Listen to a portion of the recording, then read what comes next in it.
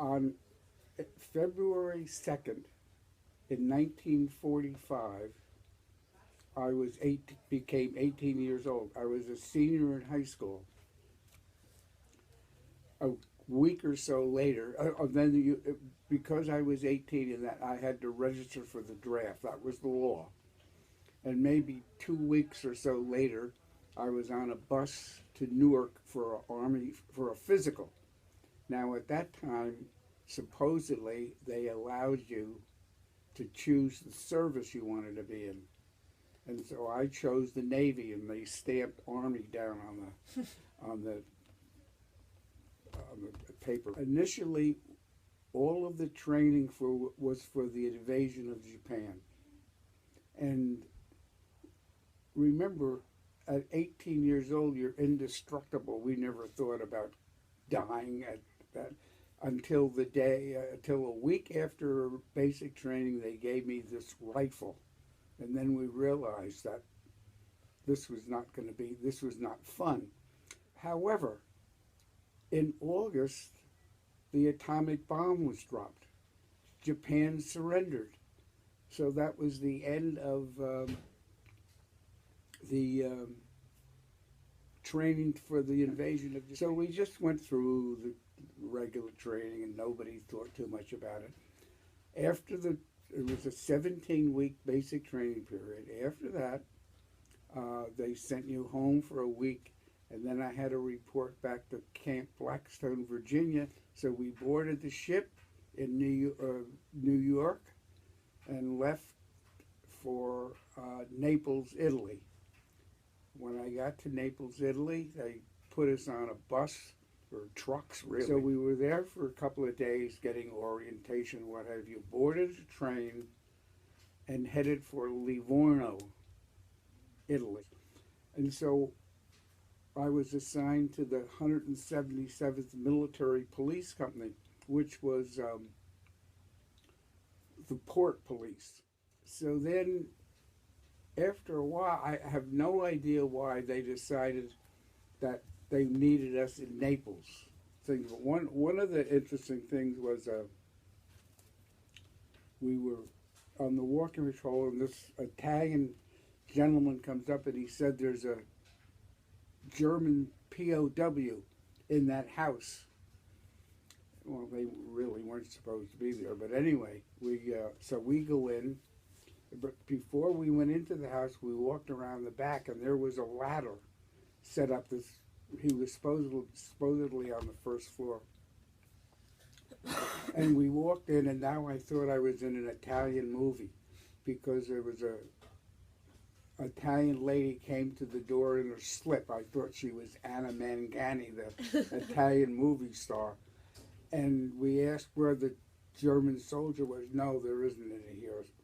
So we pushed by her, and there in the bed, sitting up, was this magnificent-looking German soldier, about over 6 feet tall, blonde hair, a tan, because they were in a prison camp, but by this time they were getting them out of Italy and sending them back. They freed them and sent them back to Germany. So they were out where he was stripped to the waist, magnificent.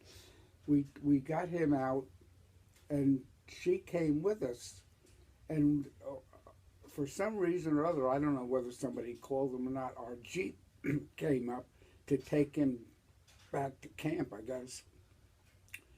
In the meantime, all of the Italian neighbors came out and started spitting at the girl. So there was still this reminiscence of the German occupation of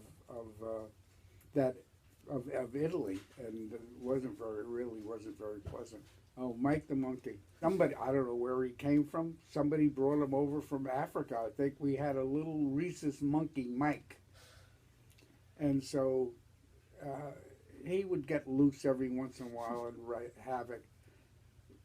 When we went to Naples, we took him with us, and we were in a long one-story building like a barracks.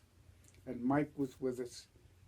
sometimes somebody would give Mike beer and he would get drunk and he'd get loose and he'd go into the barracks and upset everything. And we'd have to come back and make the I don't know really.